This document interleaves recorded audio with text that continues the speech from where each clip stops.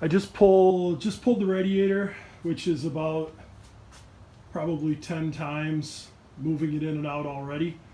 Just trying to get the motor positioned where I need it to be. So I should have kept track. I've got a little chalkboard. I should have put down radiator and motor and just checked every time I had to move them in and out. So I've got to be 10 times with the radiator, and I bet I've had the motor in a half a dozen times already. So, but pretty soon here, motor mounts will be done, and hopefully then it'll be in place for a little while. So that's going to be the next step as this video part here moves forward, going ahead and getting the motor mounts done. So I've got the motor marked where I need it to be. I do have some parts that came in, so I'll be switching over to an alternator rather than that generator, and that'll get rid of that fan. And then I do have an electric fan coming. That's not here yet, but I did leave spacing for the fan, so I'll be good. I'll be good there. And then I also have a couple other parts and pieces that I picked up. Those are for the front end, so some different pieces to use to set up the steering and everything on the front end. So those will show up a little bit later on. So before I pull that motor out, just a little bit about what I've been working on here. So I got the motor in place. I've got it centered right now, side to side. I clamped the front in place, and then I centered the transmission as well, again side to side, and checked that several times. I checked the front here again to make sure that nothing had moved in the front.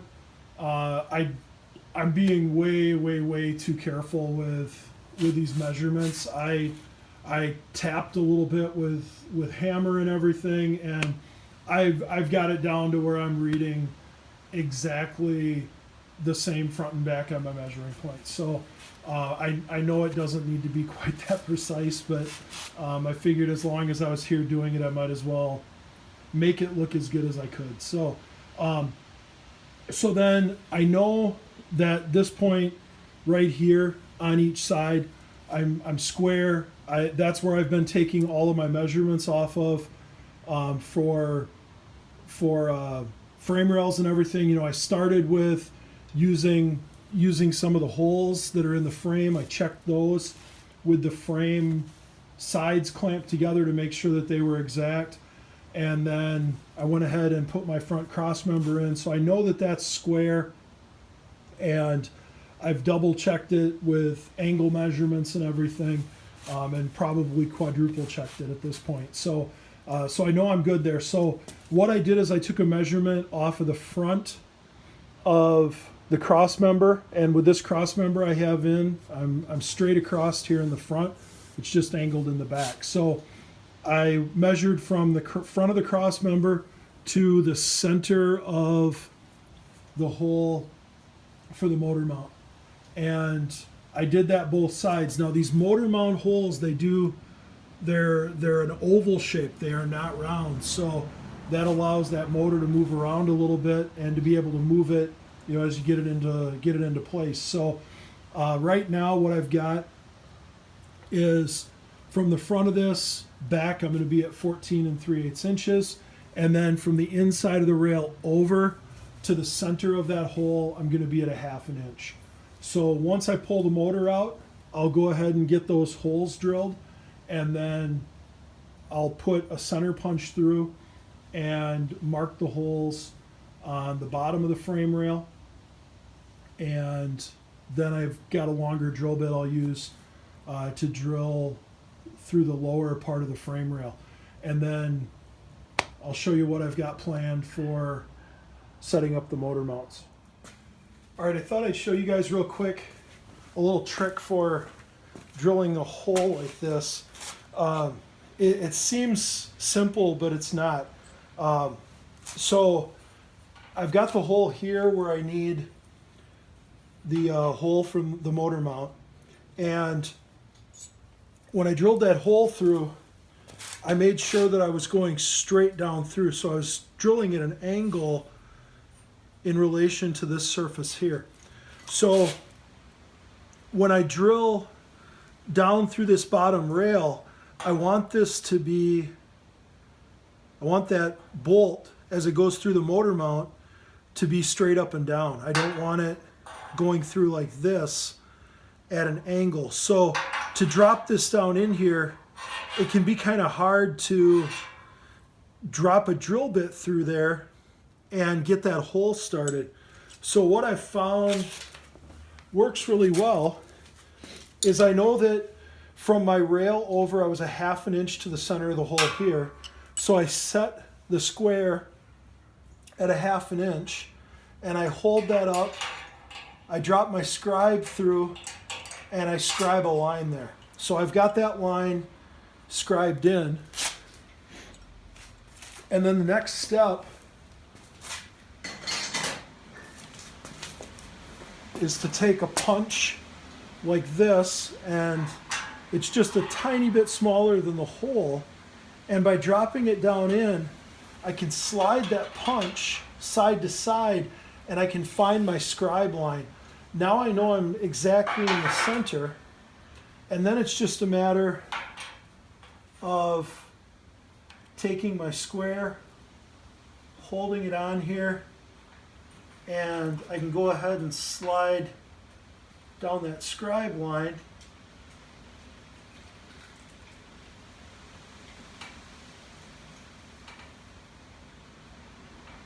Until I'm square.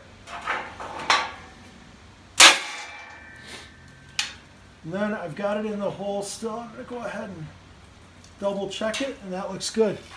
So now what I've done there is I've given myself a center punch. I did that on both sides. So now when I drop a longer drill bit in, I can find that center mark, and it's going to keep my hole nice and true top to bottom. And that's important because this bottom part is also angling, and it's at a different angle than this because it's getting wider to narrower.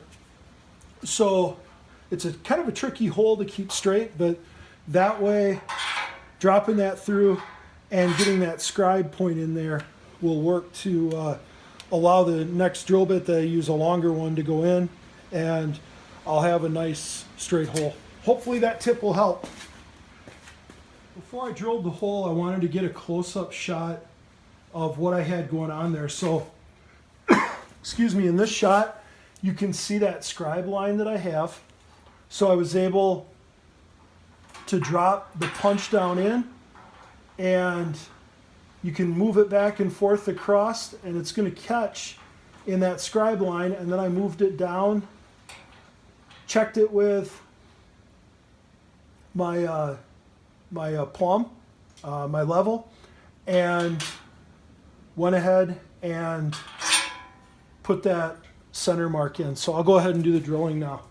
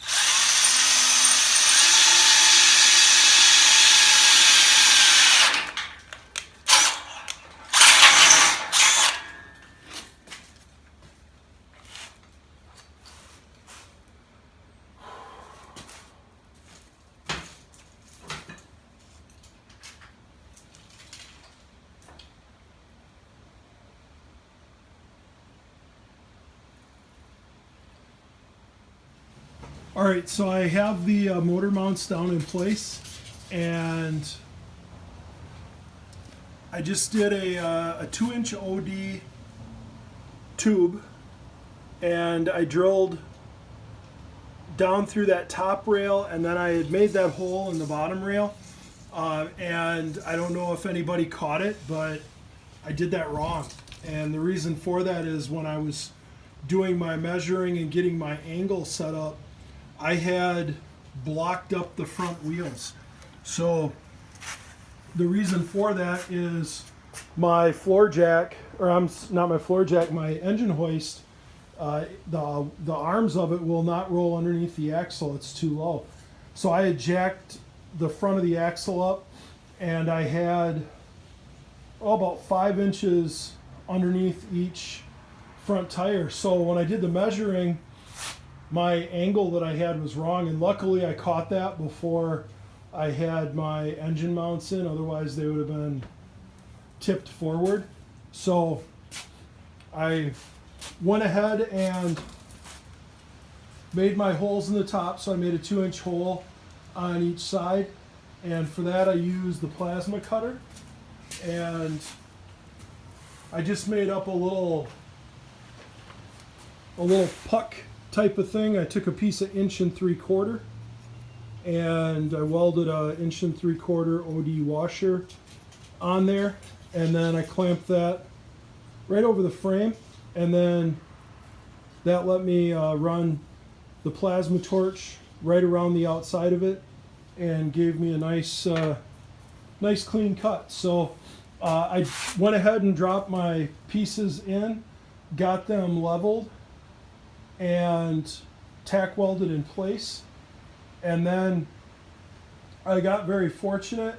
The inside diameter on the tubing that I used is 1 3/4. It was 2-inch OD, 1/8 inch wall, so 1 3/4 ID, and my 1 3/4 hole saw fit down in there really nice, and so I chucked that in the drill, ran it down through, and I cut out the hole in the bottom of the frame. So now when I put the motor mounts in, I'll be able to go up through the bottom of the frame, and I made sure that the socket that I'm going to use for that big bolt underneath will fit up through that tubing. And then when I get ready to box, I'll just go ahead and run my boxing plate right along here and right up to the edge of the tubing, and I'll just leave that little bump out of tubing there. That's not going to hurt anything. Once it's all painted, that'll be fine. But I think this is a good way to do it, and I think it's going to be nice and strong. So right now I'm working on getting the back set up. So I've got my transmission mounts just bolted in place, and I've done a whole bunch of measuring and figuring. So I'm getting ready to do the transmission cross member, and that should be ready hopefully to go in place here this afternoon.